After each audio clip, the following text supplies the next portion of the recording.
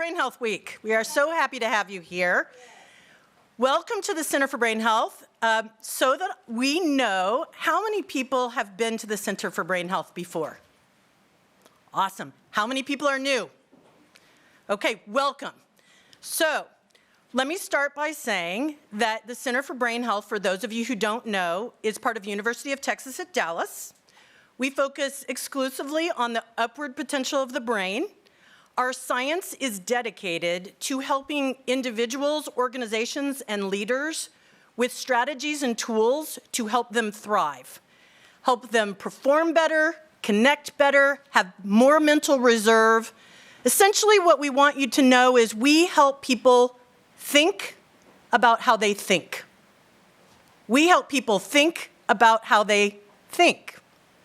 So, today's conference is really focused on workplace.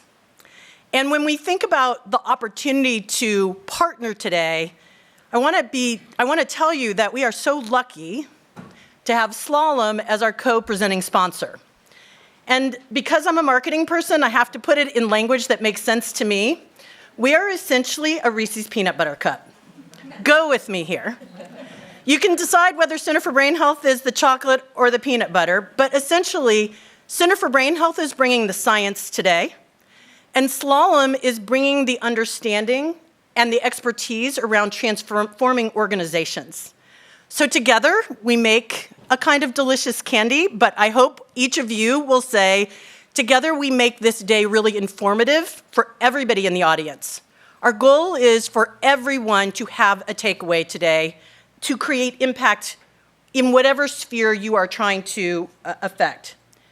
Before I introduce Natalie Richardson, who's going to be our MC today, Natalie is the head of the HAB Lab at Slalom. She'll tell you a little bit more about that, but it's really interesting work that they do inside of Slalom to understand what works on their own employee base. It is an innovation engine that is going to be helping all of us with brain health for weeks and months to come. Did everybody get one of these when they came in? Yes. Okay, if you'll go with me for a second. It is very important to start your better brain health right now. And one way to do that is to make sure that you use your brain to synthesize what you've heard. Because when you synthesize what you've heard, you're actually creating more blood flow in your brain. You're going to actually leave here with better brain health. So inside of this book, there's an area for you to write your top 2 takeaways from every talk. But as Dr. Chapman has taught us, that's not enough. If you're just capturing your top 2 takeaways, but you don't have action steps, you need to think about 7 different ways you might think about innovating, and at least a few things that you're going to do differently as a function of this conference. So my question is, who's in? Who's going to use their book to make their brain stronger today? Excellent. All right, a couple of other things. In the front of your book and also on that screen is a QR code. That is one of the ways that we're going to accept and encourage your questions today. Today and right now only, if you'll take your phone out, and then we're going to have you put it away. If you'll snap a picture of that QR code and get yourself to the Mentimeter, that will help you be able to submit questions. We've got somebody up in the front synthesizing the questions, and they will come to Natalie so that we can get them to you, get them answered in an organized way. And then last but not least, there's a page in the book that says, Introducing Brain Health AI, Get on it today. This is something new that we're doing this year. Center for Brain Health has partnered with Alani AI to create a knowledge base. Essentially, we're putting all of our videos and all of the videos from this week into an AI space. That will allow you to go in and decide what you want to know more about, query it, go deeper where you want to, but more importantly, because it's a knowledge base, we're actually creating the opportunity for you to connect with other people. So let's just say you have an interest in sleep and you have a question. Does anybody else think something about sleep or you want to connect with them? You can do that in this knowledge network, and we're going to continue to build it. So The directions and the QR code for joining the AI knowledge base is here, and you'll get a reminder when you leave the conference. 2 other small housekeeping pieces. At lunchtime, our partner Ceridian got their mattress set up in the building next door. I'm not saying you have time for a nap, mind you. I am saying that you will want to see the technology in this mattress. It's really interesting, and they'll be there to share it with you if you decide you want to do that.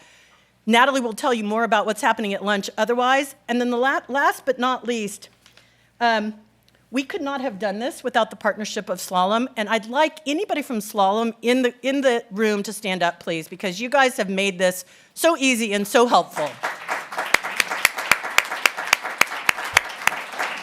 All right, Natalie, take it away.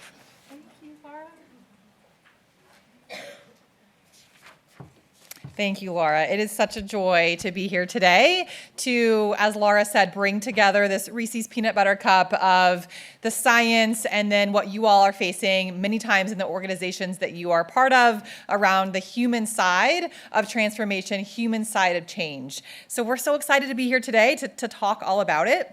As Laura said, I'm Natalie Richardson. I'm the director of Slalom's HAB Lab. So Slalom, we are a consulting agency. I'm so excited for you to hear from our leader of our Texas office in a moment. But I live in Denver, Colorado.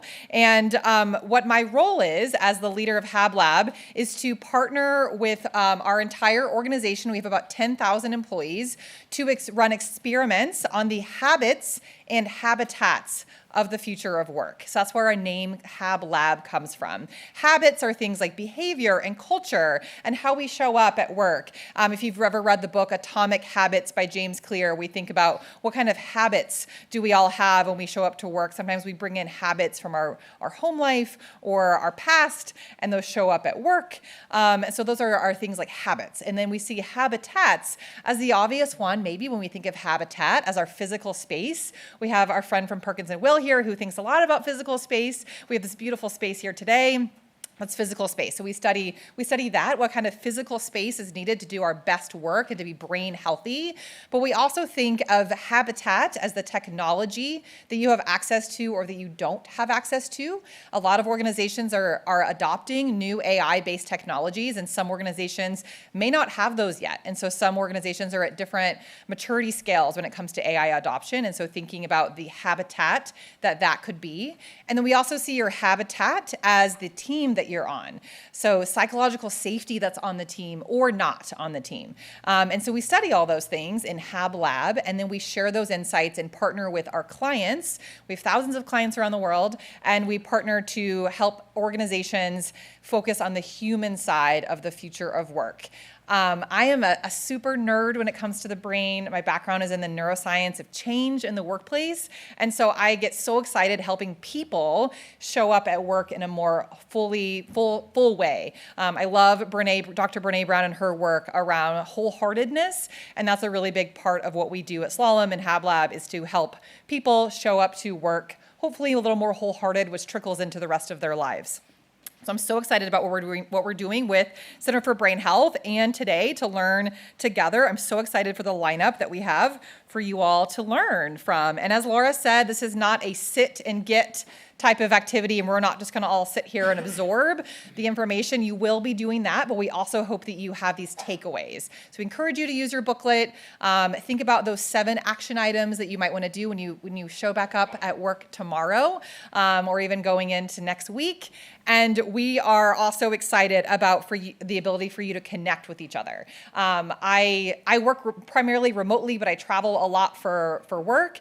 And my favorite part is going to events like this and getting to meet all of you, and hopefully you all get to connect with one another. So I really hope that you leave today with at least 2 new friends, and we encourage you next week even to follow up with those 2 new friends and see how they're going to be integrating some of the learnings from today into their workplace. And you never know where those connections might take you. I would like to thank the Center for Brain Health for hosting us in this beautiful space and for creating such a meaningful and timely conversation around brain health. In this era of so much rapid change, of economical change, of political change, it's so important to be talking about brain health because that is our human brains are the powerhouse of our entire world and our economies. And so thank you, Center for Brain Health, for creating this type of conversation.